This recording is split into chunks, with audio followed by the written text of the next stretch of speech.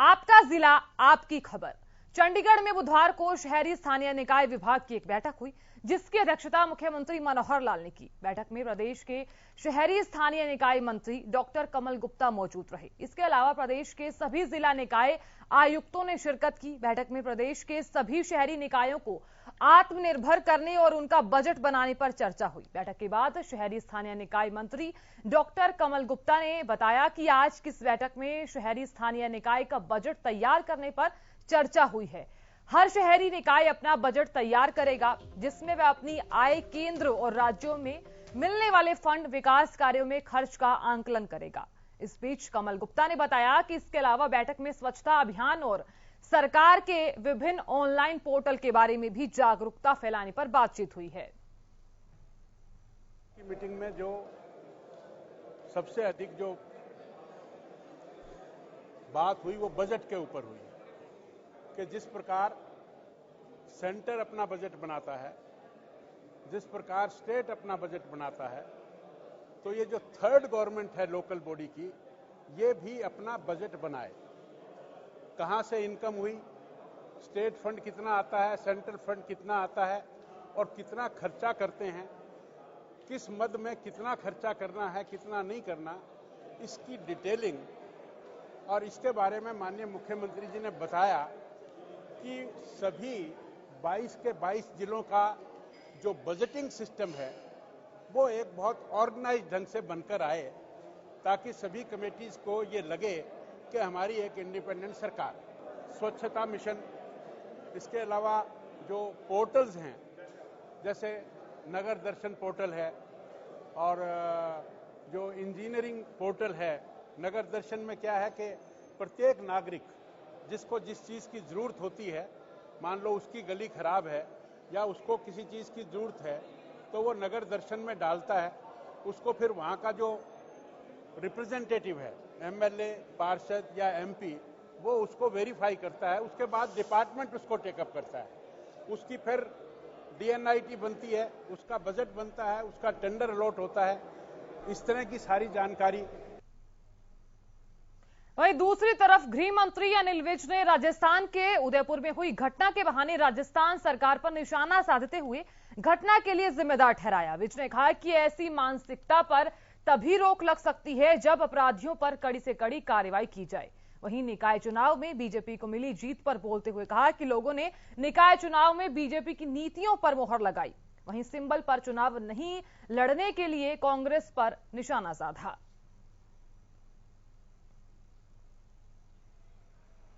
17 तारीख को वीडियो जारी कर दी।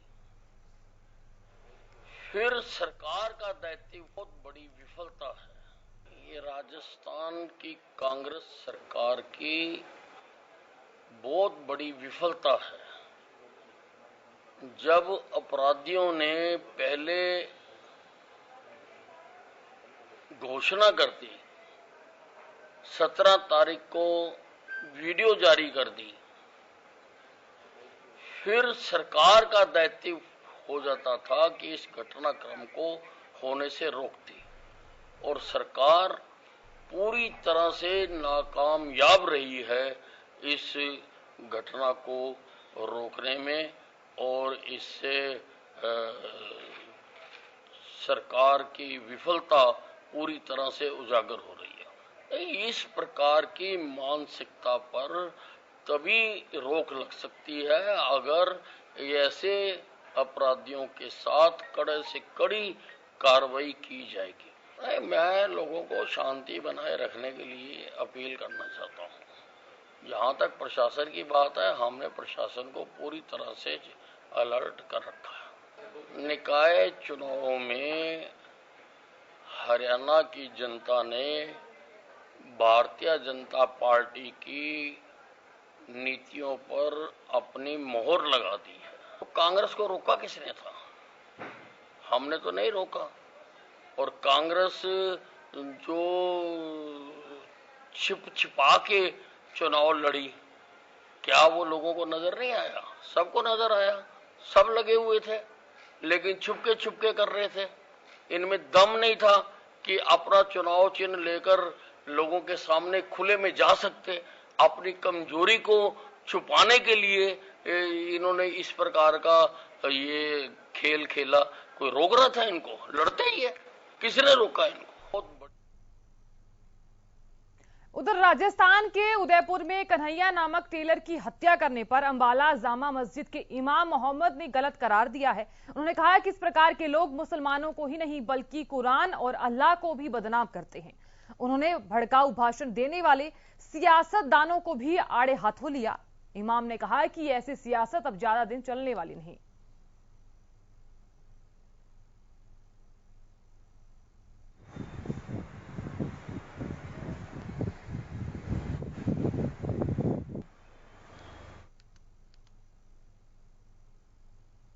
उधर हरियाणा के परिवहन मंत्री मूलचंद शर्मा ने ई व्हीकल पॉलिसी पर अपना बयान दिया है। उन्होंने बयान देते हुए कहा कि ई व्हीकल पॉलिसी के माध्यम से पूरे प्रदेश को प्रदूषण मुक्त करने का हम कार्य करेंगे। साथ ही साथ गुरुग्राम और फरीदाबाद में खास तौर पर ई व्हीकल पॉलिसी को बढ़ावा देंगे। इसी के साथ ही अग्निवीरों की 1 लाख से अधिक रजिस्ट्रेशन पर परिवहन मंत्री मूलचंद शर्मा ने कहा कि देश का युवा जो नौकरी करना चाहता है और देश और प्रदेश की नीति से संतुष्ट है वो रजिस्ट्रेशन कर रहे हैं। आने वाले समय में अग्निवीरों को इस योजना का भरसक लाभ मिलेगा।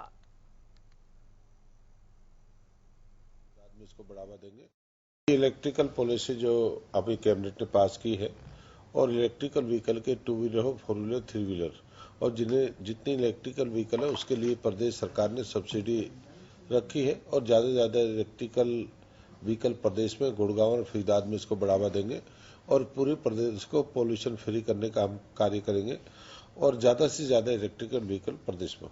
प्रदेश के जो देश का जो युवा है जो नौकरी करना चाहता है, जो प्रदेश और देश की जो नीति से पूरी तरह समर्पित है, वो लोग रजिस्ट्रेशन कर रहे हैं, वो जाना चाहते हैं और देश के प्रति काम करना चाहते हैं और लोगों के आने वाले समय नौजवान साथी जो इस पॉलिसी से उनको लाभ मिलेगा और उनको क्या है कि छोटी उम्र में जिससे पढ़ना है, किस क्षेत्र में नौकरियां, प्रदेश में जो मुख्यमंत्री जी ने हमारे प्रदेश में हर उसमें जो कोटा रखा उससे लाभ मिलेगा।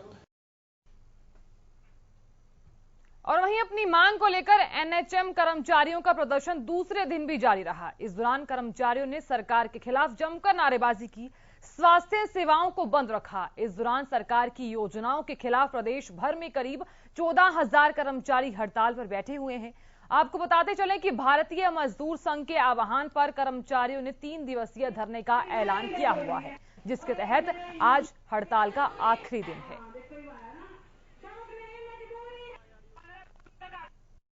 एनएचएम यूनियन अंबाला से आज हमारे जो स्वास्थ्य विभाग के कर्मचारी हैं सीएमओ कार्यालय में अपनी जो सेवा नियम हमारे लागू किए गए थे 2018 में, उसके के अंतर्गत जो हमारे को वित्तीय लाभ दिए जा रहे थे, अब सरकार द्वारा क्या किया जा रहा है कि वित्त विभाग द्वारा एक पत्र जारी कर दिया गया है कि एनएचएम कर्मचारियों के सेवा नियम जो के तहत जो उनको वित्तीय लाभ दिए जा रहे हैं वो एक किस्म से फ्रीज कर दिए जाएं और उनको वेतन जो है एक मुश्त प्रदान कर दिया जाए। तो उसी को लेकर अपने आज जो हमारे कर्मचारी हैं दूसरे दिन भी हड़ताल पर हैं।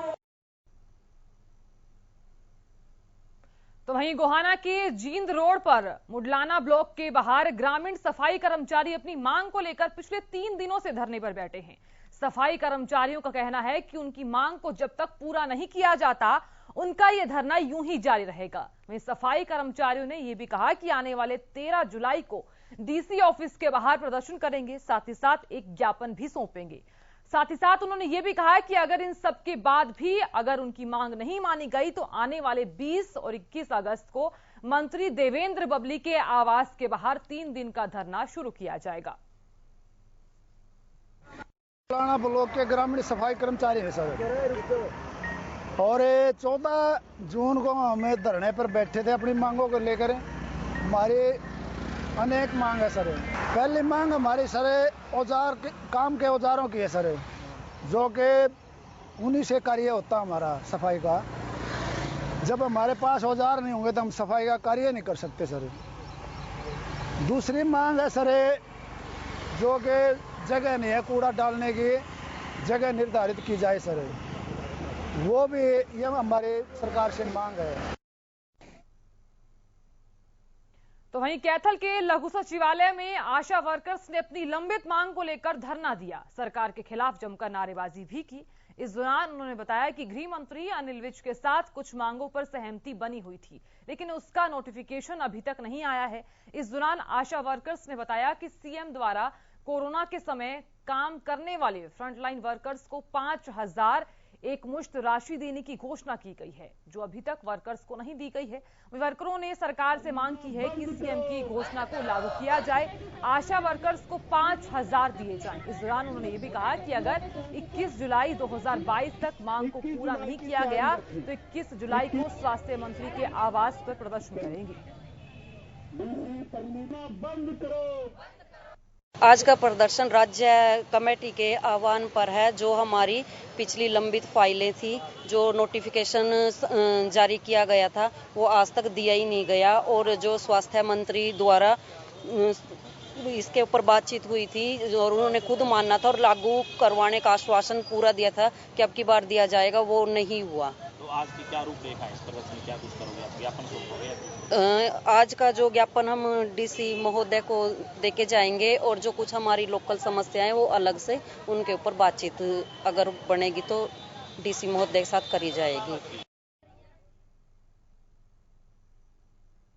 तो वहीं कैरू के ग्रामीणों ने गांव में खुले शराब के ठेके को लेकर ऐतराज जताया है। दरअसल शराब का ठेका महिला कॉलेज के पास खुला हुआ है, वहीं इसकी एक ब्रांच भिवानी रोड पर डीएस स्कूल के पास खोली हुई है, जिसके कारण स्कूल में पढ़ने वाली छात्राओं और सड़कों से गुजरने वाली महिलाओं को काफी दिक्कतों का सामना करना पड़ता है।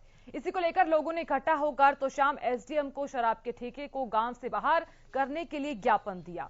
साथ ही साथ कहा कि हमारी इस मांग को जल्द से जल्द पूरा किया जाए। शिव चौक पे शिव का मंदिर है, उसके पास ही इन्होंने ठेका खोल रखा है और लड़कियां कॉलेज की शिव चौक पे उतरती हैं और शराब भी उनको तंग करते हैं और वो लड़बाजी करते हैं शराब पी के।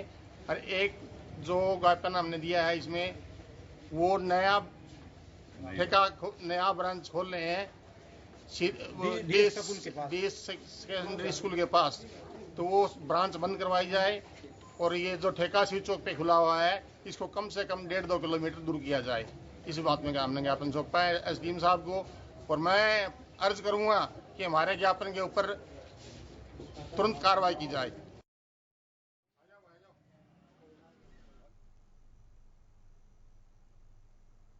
उधर जींद के गांव इंटल कला में फर्जी हस्ताक्षर कर डाकघर से 21 लोगों के खाते से 11 लाख रुपए निकालने का मामला सामने आया है। लोगों ने डाकघर के बीपीओ और एसीपी पर पैसे निकालने का आरोप लगाया। लोगों ने इस दौरान बताया कि वो बीपीओ और एसीपी पर भरोसा कर पासबुक दे देते थे, जिनके खाते से वो पैसे निकाल लिया करते थे। वहीं पुलिस ने शिकायत के आधार पर बीपीओ और एसीपी के खिलाफ केस दर्ज कर लिया है। दोनों की तलाश शुरू कर दी है।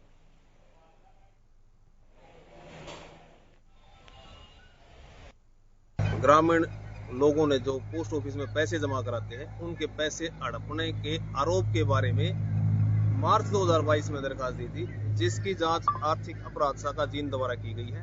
एडीए की राय लेने उपरांत एफआईआर दर्ज की गई है, जिसकी जांच जारी है।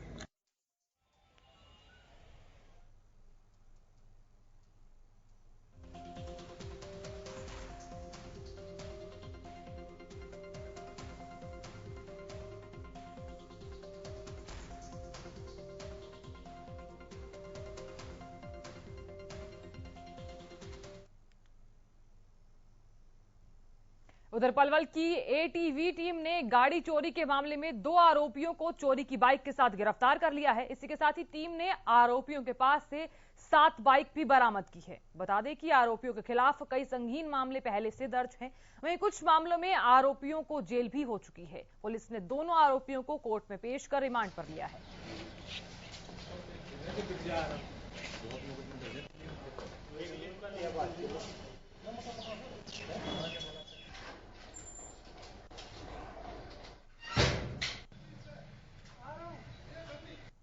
डेविटी स्टाफ अथीन ने कल रात को सूचना के आधार पर 2 लड़कों को मुकीम व तालिब को गिरफ्तार किया गया, जिन मौका से एक बाइक चोरी की बरामद की, जिन्होंने गहनता से पूछताछ पर 7 बाइक और अलग से बरामद कराई।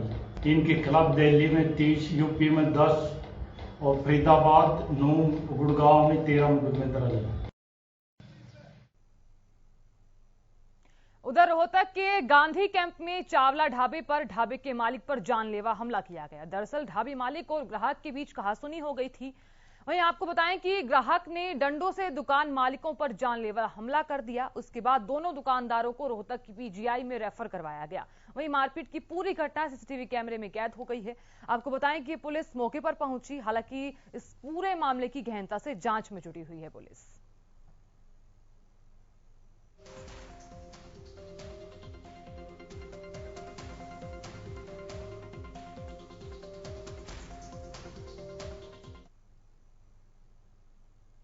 उधर सिरसा जिले के किसानों की तकदीर और तस्वीर एक मछली ने बदल दी है। परंपरागत खेती को छोड़कर किसान अपनी जमीनों को तालाबों में बदल रहे हैं। दरअसल किसान झींगा का उत्पादन कर आय में वृद्धि कर रहे हैं। बता दें कि करीब 2 वर्षों में ही झींगा उत्पादन का क्षेत्र सिरसा जिले में करीब 1500 एकड़ तक पहुंच गया है। प्रधानमंत्री मत्स्य संपदा योजना को अपनाकर किसानों ने इस क्षेत्र में नीली क्रांति लाने का अभियान छेड़ रखा है। हरियाणा सरकार, मत्स्य विभाग, कृषि मंत्री के प्रोत्साहन से बड़ी संख्या में किसान झींगा उत्पादन में उतरे हैं, जिससे किसानों की आय 2 गुना, 4 गुना ही नहीं बल्कि कई गुना तक करने का काम इस छोटी सी मछली ने किया है।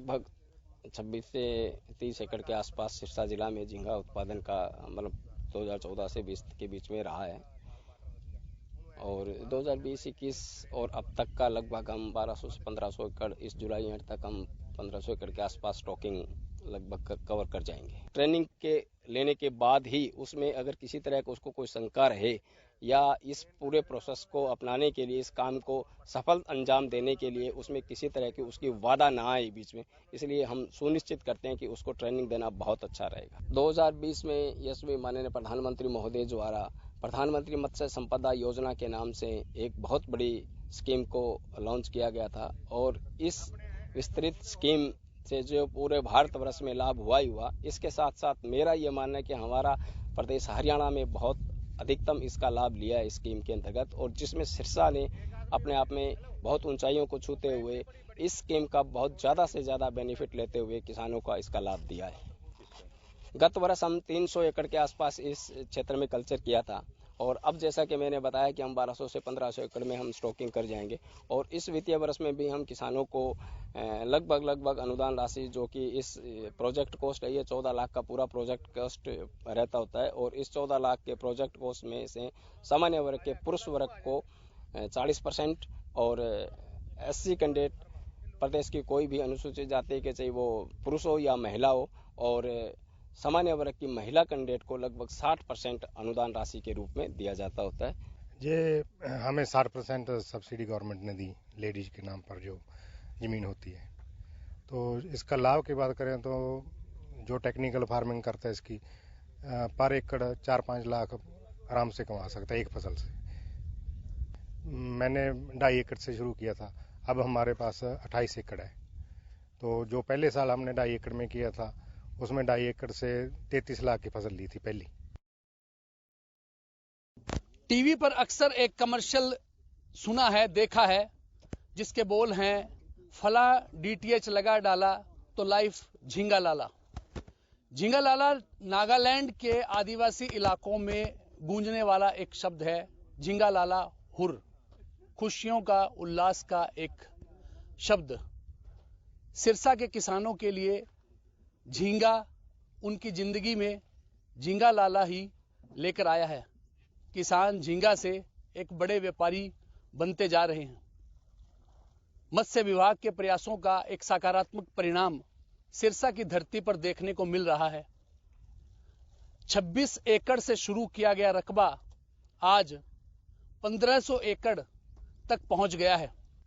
मत्स्य अधिकारी जगदीश चंद्र जी, इनसे जानते हैं कि किस प्रकार से आज हम पहुंचे हैं। ये क्या शुरुआत, इसे किस प्रकार से देखते हैं कि ये शुरुआत है यहाँ से, और उसे कामयाबी तक ले जाने की बात है, जहां तक आपने बड़ी मेहनत की है, तो उसको लेकर क्या कहेंगे आप? तक हमने जितनी भी सक्सेसफुल जो स्टोरीज की है, या पिछले गत वर्ष से हम देख रहे थे झींगा पालन हम अंतिम दौर में पैदा हो गया हुआ है, और वो जो मार्केटिंग के लिए जाता है या सेल के लिए जा रहा है, उस दौरान ही हम इन सब चीज़ों पे देख रहे थे, फोकस कर रहे थे। हमारे प्रदेश के एग्रीकल्चर मिनिस्टर और फिशरीज मिनिस्टर माननीय JP दलाल साहब ने भिवानी में गत फरवरी में हुए एक किसान मेले के संबोधन में, उस दौरान हमारे राज्यपाल महोदय भी पहुंचे हुए थे, हमारे प्रदेश के मुख्यमंत्री भी थे। उन्होंने बहुत उत्साह और बहुत ही जोर से इस बात को कहा कि हम झींगा पालन के माध्यम से खारे पानी में सफेद झींगा पालन का कल्चर करके किसान की आय को दुगना नहीं 4 गुना करने का हम दावा करते हैं,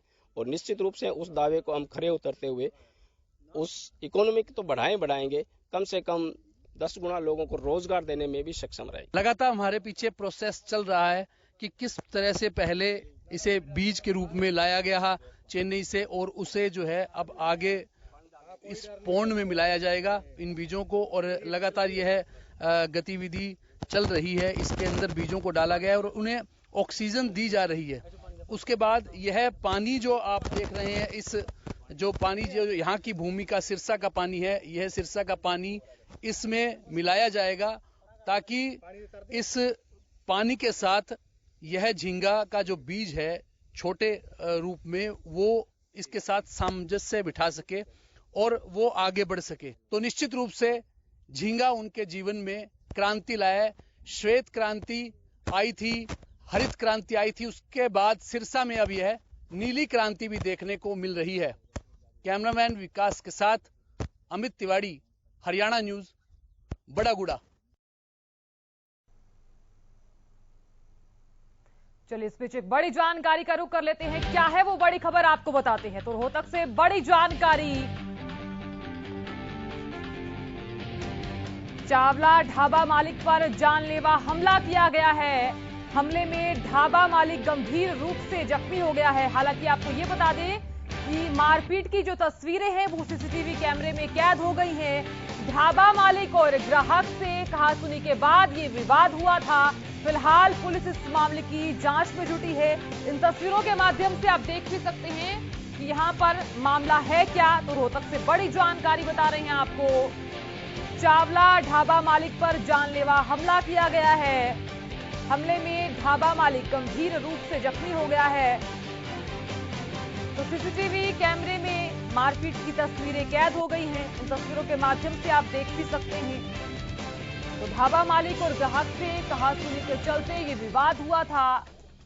तो फिलहाल पुलिस इस पूरे मामले की जांच में जुटी है। तो रोहतक से बड़ी जानकारी बता रही है, बड़ी अपडेट। तो चावला ढाबा मालिक पर जानलेवा हमला हुआ है। इन तस्वीरों के माध्यम से आप देख भी सकते हैं कि पूरा मामला आखिर है क्या।